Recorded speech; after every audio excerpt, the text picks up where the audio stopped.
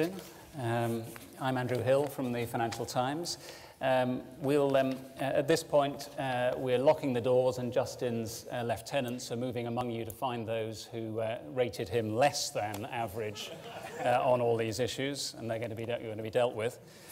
Let me just, since it obviously rankles so much, let me just start straight in on this judgment that on average, Sainsbury's is only marginally ahead of comparable organisations. And you have to aim off from the fact that they may be being diplomatic about this, so it could be worse than you think.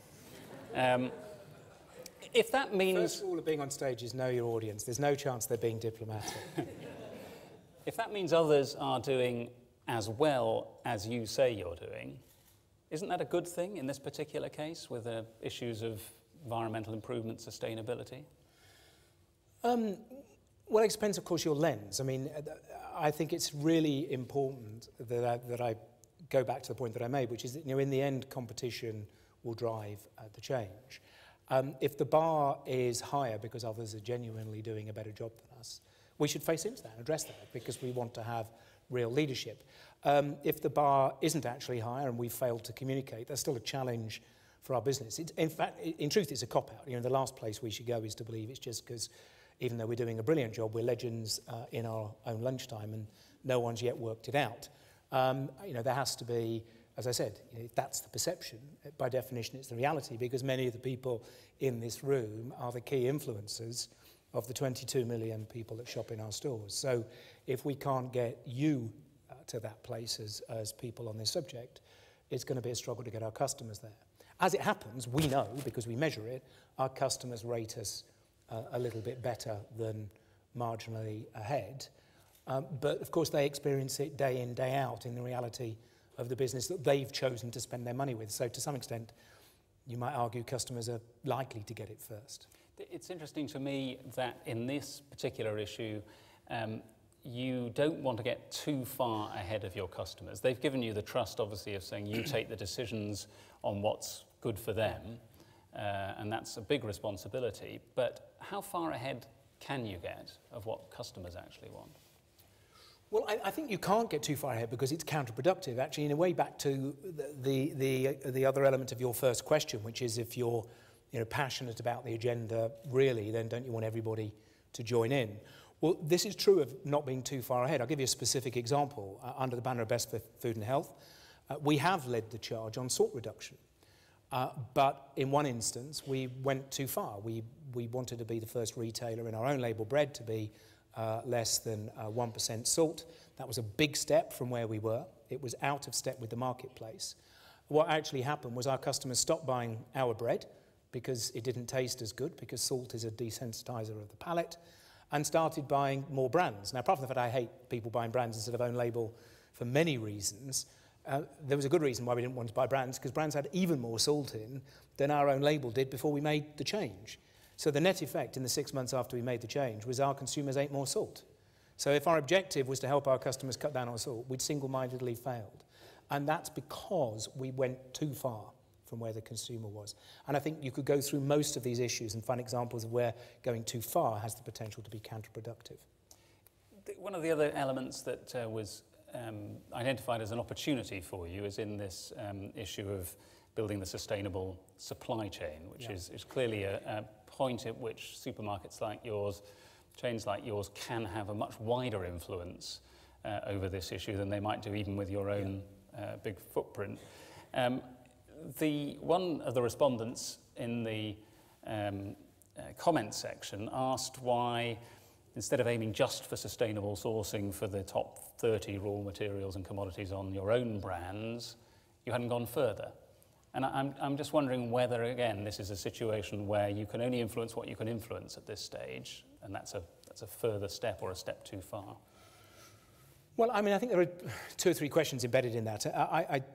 Let me address the last one, which is, are you only making the promise for own brand and not for brands?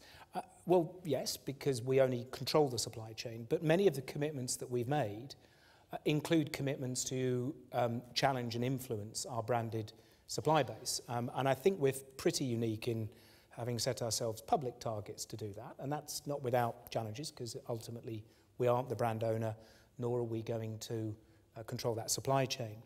But I think if you come back to, you know, why only the number, it's not instead of, it is as well as. I mean, of course, the whole supply chain needs to improve in its sustainability. First and foremost, one might argue, Ben might touch on this, economic sustainability, which is a key part of the mix.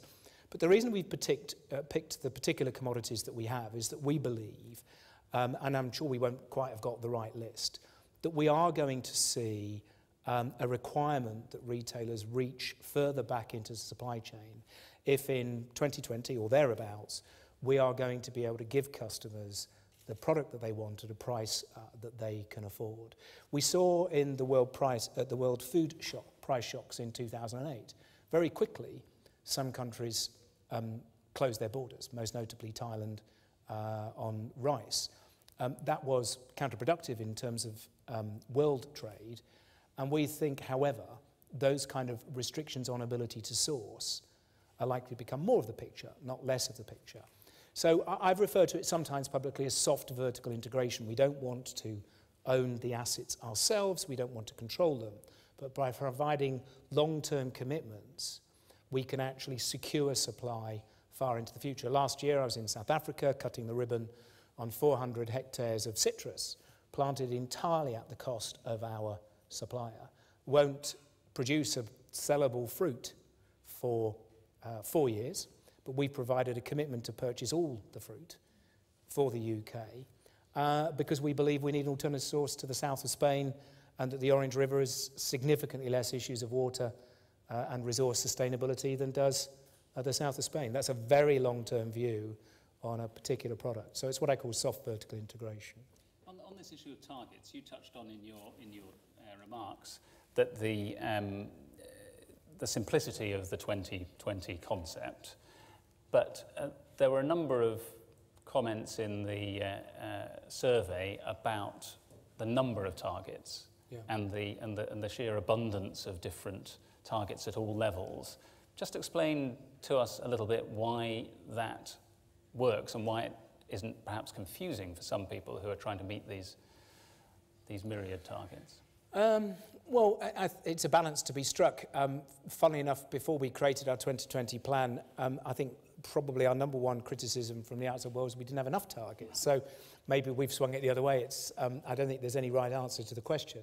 I think it is important that you can break this into bite-sized chunks. So I think by having 5 headings, which as I tried to describe in what I hope was a reasonably memorable way, tells the story of our business. Beneath that, we have 20 targets. It's not a straightforward 4 under each. It's a heavy weighting to sourcing with integrity, as the audience will have seen.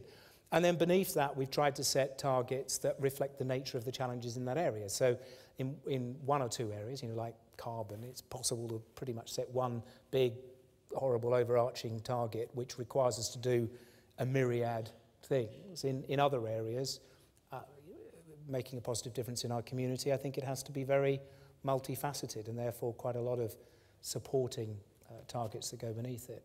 But there's no right answer to the question. We felt it was a big step forward, but as I said, one of the reasons we wanted to do an event like this, we're not going to tear it up and throw it away. So if anyone's agenda is getting us to do that, you've come to the wrong meeting. But do we think we can aim off in certain places, add bits, take bits out, refine bits? Of course we can. So just to follow up on that, what you're then going to do, I'm interested just to know what you're going to do with the report. Is it you going from this meeting, sending an email to somebody saying there are 684 comments in this report, I want action points on all of those by Friday? Or are you going to be like Gordon Gekko feeding his birthday cards into the shredder? Well, I don't send emails, so I definitely can't do the format of that. Those that work for me or have worked for me know I send them little love letters instead, which no doubt they do indeed feed into the shredder, amongst other things. No, I think we will fit it into a process that already exists. We have, as I said, a Corporate Responsibility Committee, which is a committee of the board chaired by Anna at the moment. We run an operational committee which measures and reports on the progress that we're making against these targets.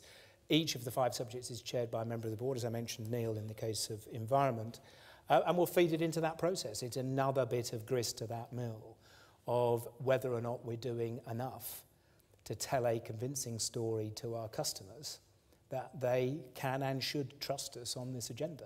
And that's what it comes back to. You know, in the end, if we don't stretch ourselves enough, then we won't deserve the trust that currently is vested in us by our customers. As I said, they find this subject really difficult. Some have particular views on particular issues, but what they want to know generally is the businesses that they do business with are doing the right thing. That's usually the phrase that customers use.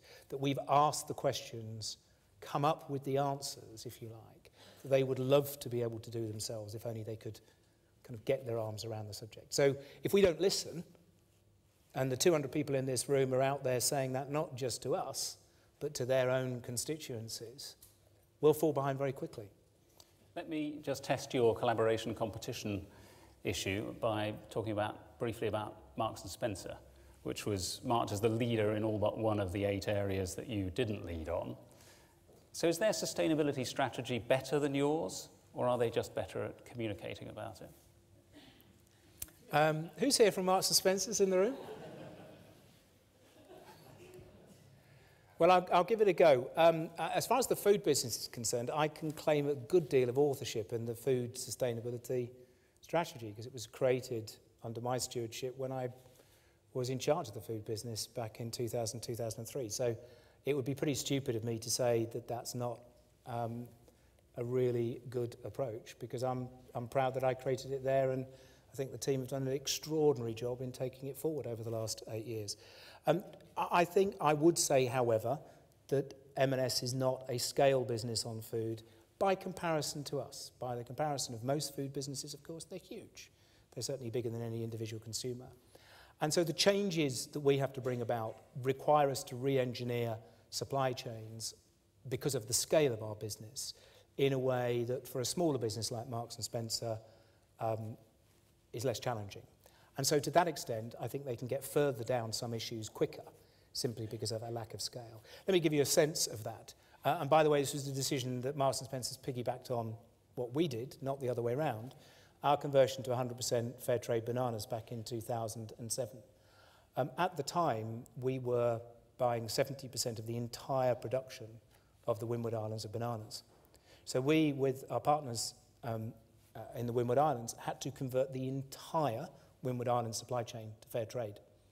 The upshot of that was that there was 30% of their production left over, which was fair trade, and Marks & Spencer's and Waitrose hoovered it up and were able to make the conversion on the back of that.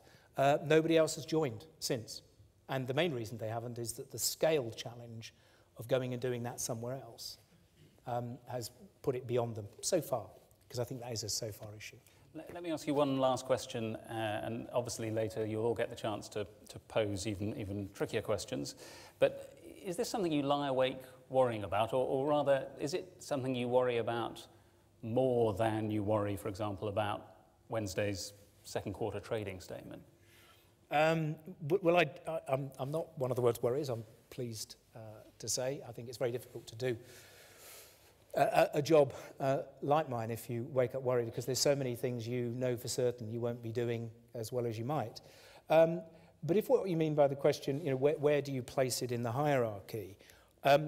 I think it is the number one issue viewed in the round of long-term economic sustainability for corporations. And you should think about it in that way. Of course, you've got to keep doing the right things today to be able to enjoy that future. If you're not growing today because you're not satisfying customers, you can be the most sustainable business in the world, but if you're not economically sustainable, you won't be here to do the good things in 5 or 10 years' time. So they are not separatable. But long term, the businesses that will thrive and be successful, if one takes a 10 to 20 year view, I passionately believe, will be values driven, focused on sustainability in the broadest sense of that word, and be trusted by their colleagues and customers in that regard. Great. So, well, let's move on.